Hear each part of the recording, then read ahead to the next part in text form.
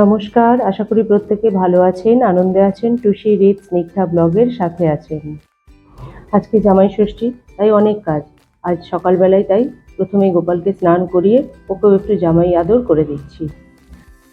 আর এদিকে এত গরম, এই গোপালের জন্য কিনে আনা নতুন জামাটা পরাতেই পারলাম না, নতুন প্যান্টটা পরিয়েই ওকে বসিয়ে দিলাম। তাই মাথায় ওই হেলমেটগুলোও আর পরালাম না, কারণ খালি গায়ে ওই মুকুট আর ভালো লাগবে না। চলুন তাহলে গোপালকে একে একে সমস্ত ফল টলগুলো দিয়ে দিই। সব তো দিতে পারা যাবে না, ছোট জায়গা, অল্প করেই তাই দিলাম।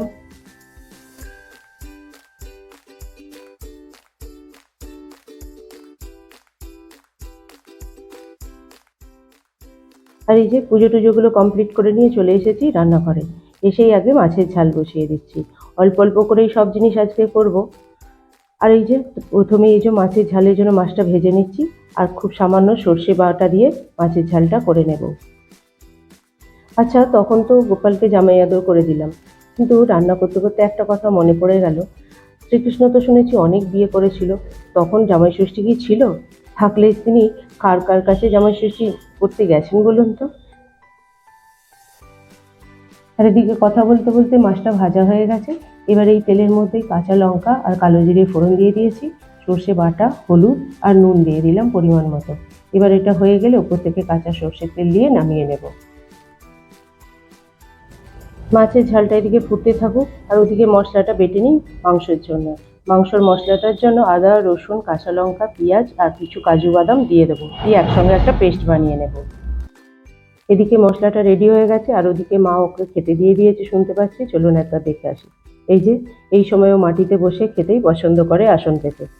আর এই যে মা এবারে যে জামা কাপড়টা ওকে দিয়েছে তার জামাটা পরেও খেতে বসে গেছে।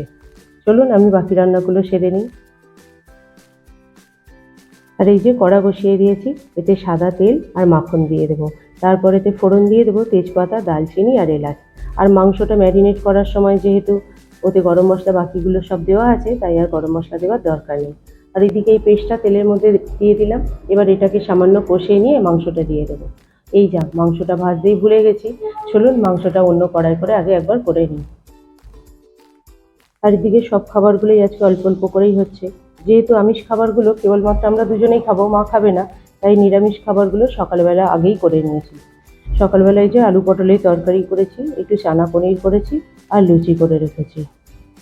আলু পটলের তরকারিটা থেকে আমাদের একটুখানি চিংড়ি পটল করে নেব।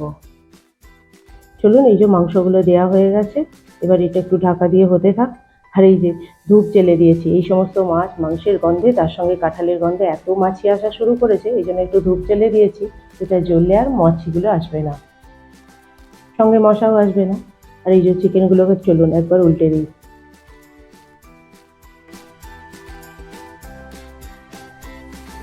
আর এই নিরামিষ খাবারগুলো করবো বলে আমি গতকালই আলু পটল সমস্ত কেটে রেখেছিলাম, কাবুলি চানাটাও আমি সিদ্ধ করে রেখে দিয়েছিলাম। আর আজকে সকালবেলা তাই ঝটপট হয়ে গেল। এই যে মাংসগুলো হালকা ভাজা ভাজা হয়ে গেছে, এবার এতে ওই ম্যারিনেট করা বাকি দইটা দিয়ে দেব। দিয়ে এটা একটু সিদ্ধ হতে থাক, তারপর ওই মশলার সঙ্গে মিশিয়ে দেব। আর এদিকে এত গরম পড়েছে যে কোনো রান্নাই রিচ করতে ইচ্ছা করছে না, কিন্তু কিছু করারও নেই, যেহেতু জামাই ষষ্ঠীর ব্যাপার, তাই ইচ্ছা না থাকলেও রান্নাগুলো একটু রিচ তো হয়ে যাচ্ছেই।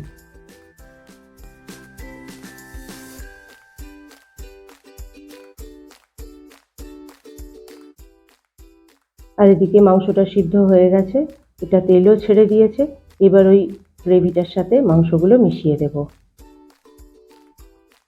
তাহলে চলুন গ্রেভিটা আরেকটু কষিয়ে নিই, তখন তো সম্পূর্ণ কষানো হয়নি, নামিয়ে রেখে দিয়েছিলাম। আরেকটু কষিয়ে নিই, কষিয়ে নিয়ে তেল ছেড়ে দিলেই গ্রেভিটা রেডি হয়ে যাবে। এবার এর মধ্যে দিয়ে দিচ্ছি অনেকটা পরিমাণ কসুরি পাতা। কসুরি পাতাটা দইয়ের সঙ্গে খুব ভালো যায়। আর এদিকে আজকে খুবই তাড়াতাড়ি রান্না বান্না সেরে খাওয়া দাওয়া কমপ্লিট করে নিতে হবে। তার কারণ হচ্ছে আজকে দুজন অতিথি আসবে বাড়িতে, আমাদের অন্নপ্রাশন বাড়ি নিমন্ত্রণ করতে। আর এদিকে রান্না করতে করতে ওদিকে একটু সাদা ভাত আর একটু মাওয়া পোলাও করে নিয়েছি। আজকে আপনাদের সঙ্গে পোলাওয়ের রেসিপিটা শেয়ার করতে পারলাম না, তবে ইচ্ছা রয়েছে খুব তাড়াতাড়ি আপনাদের সঙ্গে এই পোলাওয়ের রেসিপিটা শেয়ার করে নেব। এই মাওয়া পোলাওটা দেখতে অনেকটাই বাসন্তী পোলাওয়ের মতো, তবে আপনাদের সঙ্গে যেদিনকে আমি শেয়ার করে নেব রেসিপিটা, সেদিনকে বুঝতে পারবেন আমি কিভাবে মাওয়া পোলাও করি। প্রত্যেক জামাইয়ের কাছেই এই উৎসবটা তার শ্বশুরবাড়িতেই বেশি ভালো লাগে। মেয়েদের তো বটেই, যেহেতু তার বাপের বাড়ি, কিন্তু আমাদের ক্ষেত্রে বাপি চলে যাবার পর থেকে ওই বাড়িতে আর গিয়ে ভালো লাগে না, তাই এই বাড়িতেই আমরা এই উৎসবটা উদযাপন করি। চিকেনটাতে জল দেওয়া হয়ে গেছে, এবার এটা ধীরে ধীরে সিদ্ধ হতে থাক, আর এদিকে আমি অন্য রান্নাটা বসিয়ে দিই। এই যে এদিকে কড়া বসিয়ে দিয়েছি, এবার এর মধ্যে সর্ষের তেল দিয়ে দিলাম। এতে একটু পেঁয়াজটা ভাজা করে নেব, তারপর এতে একটু টমেটো দিয়ে হালকা নাড়াচাড়া করে একটু গুঁড়ো লঙ্কা দিয়ে দেবো এই সময়, যাতে রঙটা বেশ ভালো আসে তরকারিতে। এই যে আলু পটল চিংড়ি বানিয়ে নিচ্ছি, এই জন্য অল্প করে চিংড়ি মাছ দিয়ে দিলাম, কয়েকটা নামমাত্র দিয়ে দিলাম, কারণ একজনের মতোই তরকারিটা হবে, কারণ এই তরকারিটা দুজনে মিলে শেয়ার করে নিতে পারবো, একার পক্ষে খাওয়া সম্ভব নয় এই গরমের মধ্যে। চিংড়িগুলো হালকা ভাজা হয়ে গেছে, এবার এর মধ্যে আলু পটল তুলে দিয়ে দেবো। আর ওই আলু পটলের তরকারিটা যেহেতু সম্পূর্ণই করা আছে, তাই ওতে আর কিছু মশলা দিতে হবে না, শুধুমাত্র এটার সাথে মিশিয়ে দিলেই হয়ে যাবে। এই যে আলু আর পটল তুলে দিয়ে দিলাম, এবার এগুলো হালকা হাতে এর সাথে একটু মিশিয়ে নিলেই ব্যাস রেডি হয়ে যাবে আলু পটল চিংড়ি। আবার এদিকে গরমকালে বাঙালি জীবনে যে কোনো অনুষ্ঠানে এই পটল চিংড়ি যেন অবশ্যম্ভাবী হয়ে গেছে। ইচ্ছা ছিল অন্য কিছু করব, তবু কোনোভাবেই তা হয়ে উঠল না, সেই অবশেষে পটল চিংড়িতেই আসতে হলো। এই যে এদিকে রেডি হয়ে গেছে আলু পটল চিংড়ি, দেখতেও যেমন হয়েছে গন্ধটাও সেরকম হয়েছে জানেন। আর এদিকে কড়া বসিয়ে দিয়েছি, এর মধ্যে এবার ভেটকি মাছের ব্যাটার ফ্রাই করে নিচ্ছি। বেশি করব না, মাত্র 4 পিস মতো করব।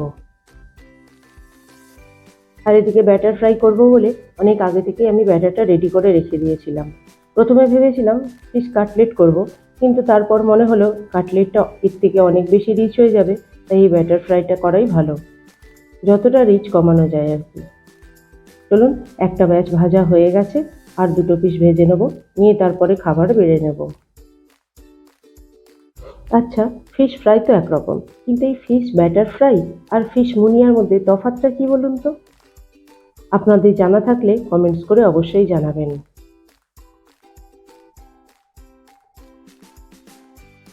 আর এই যে খাবার বাড়া শুরু হয়ে গেছে, একটা প্লেটের মধ্যে ফিশ ব্যাটার ফ্রাইটা আর বেগুন ভাজাটা দিয়ে দিয়েছি, আর ওপর থেকে দিয়ে দিচ্ছি একটু চাট মশলা। আর করলা ভাজাটা পাতের মধ্যেই দিয়ে দিয়েছি, করলাটা ক্রিস্পি করলা করেছি। আর এই যে মা ওকে খেতে দিয়ে দিচ্ছে, মা ওকে খেতে দিচ্ছে, আমি ছবি তুলছি বলে মা আবার আমাকে বারবার বারণ করছে যাতে আমি মায়ের ছবি না তুলি, এমনি ছবি নিতে বলছে। মা কিছুতেই ক্যামেরার সামনে আসতে চায় না, খুব লজ্জা পায়। চলুন, ও খেতে শুরু করে দিয়েছে, আমিও আমার খাবারটা নিয়ে চলে আসি, আর মাও খেতে বসে যাক। ব্লগটা কেমন লাগলো অবশ্যই কমেন্টস করে জানাবেন, এবং ভালো লাগলে চ্যানেলটিকে সাবস্ক্রাইব করবেন। আজকের মতো তাহলে টাটা বাই, দেখা হচ্ছে পরের একটি ব্লগে। আমরা তাহলে ততক্ষণ খাওয়া দাওয়া করি, আপনারাও খাওয়া দাওয়া করে আনন্দ করুন। আর প্রত্যেকের কাছেই একটা কথা, সবসময় আনন্দ করবার আমরা চেষ্টা করি, কারণ ছোটোখাটো জিনিসগুলো নিয়ে আমরা যত আনন্দ করে থাকবো ততটাই আমরা সুস্থ থাকবো। চলুন তাহলে টাটা বাই।